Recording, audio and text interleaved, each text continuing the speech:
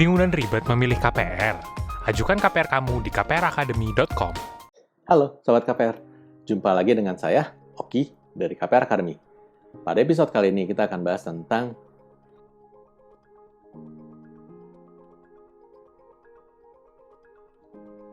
Oke, ini pertanyaan yang sangat menarik dan sangat serius banget buat teman-teman simak.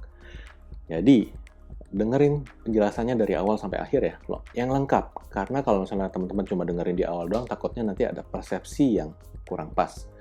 Nah, yang saya mau jelaskan di sini adalah pada saat teman-teman masuk dalam transaksi pembelian properti, utamanya dengan developer ya, ini biasanya ada standar mereka melakukan perjanjian PPJB dahulu di awal. Kenapa? Karena transaksinya belum sampai lunas.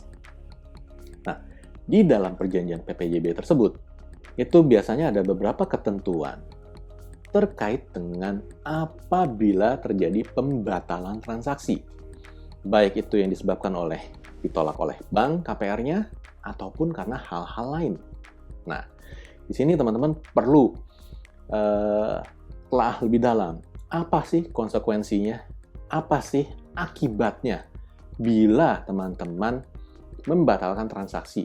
Baik itu karena ditolak oleh bank maupun karena alasan lainnya. Misalnya teman-teman berubah pikiran dan aduh nggak jadi deh, ini setelah pikir-pikir lagi kayaknya develop rumahnya ini kejauhan gitu, atau ini kayaknya masih ada yang kurang nih, ada tawaran yang lebih menarik di developer ini gitu.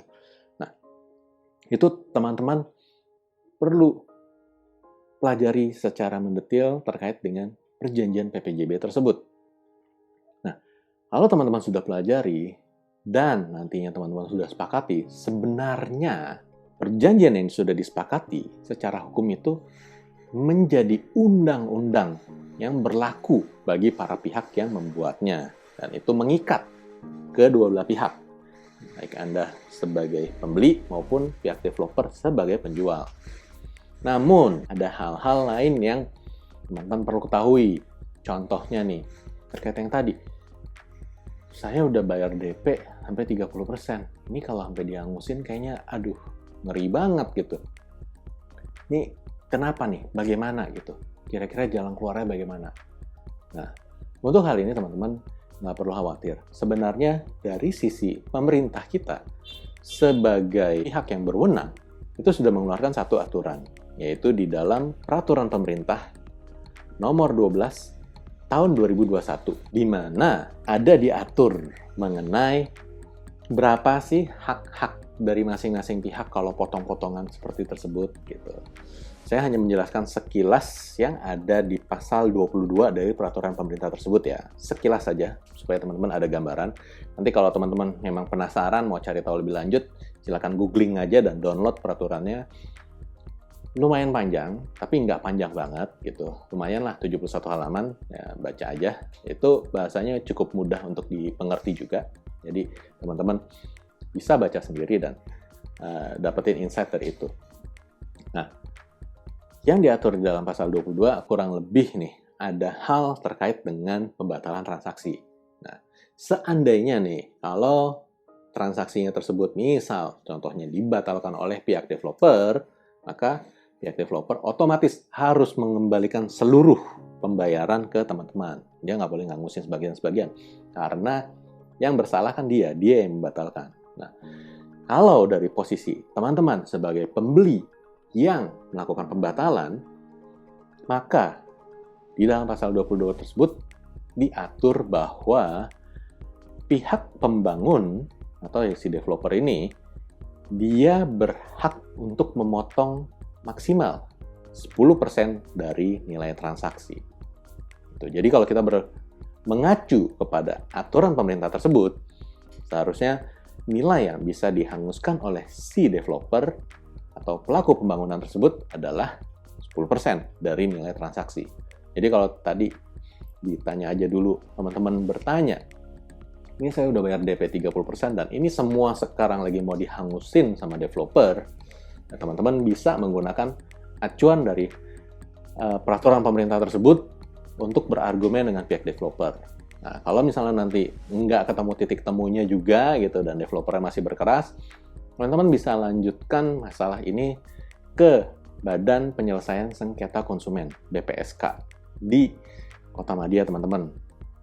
Jadi ya ini kalau memang perlu dieskalasi gitu, perlu dibikin lebih serius lagi ya, kan ada cara-caranya nih gitu. Jadi nggak cuma ya udah kita melulu sama si developer. Kalau kita melulu sama developer kan repot juga ya.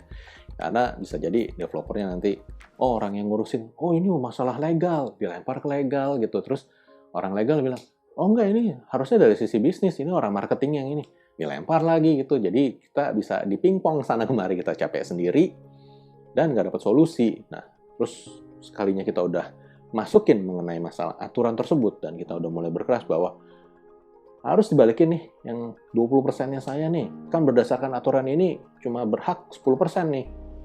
Nah, ini saya minta penyelesaian segera. Nah, kalau ternyata masih di tektok terus gitu, di pingpong nggak jelas gitu, teman-teman, kan capek juga ya gitu. Nah, teman-teman perlu lakukan satu upaya, yaitu upaya hukum melalui Badan Penyelesaian Sengketa Konsumen, yaitu BPSK. Gitu. BPSK ini ada channel YouTube-nya juga loh. Kalau teman-teman mau lihat, silakan juga itu. Ada pembahasan-pembahasan yang cukup menarik juga di BPSK ini. Oke, jadi buat teman-teman yang lagi dakdikduk mau diangusin DP-nya, gitu, teman-teman boleh pelajari lebih lanjut, baik itu PPJB-nya yang teman-teman sudah sepakati maupun peraturan pemerintah yang tadi saya share gitu.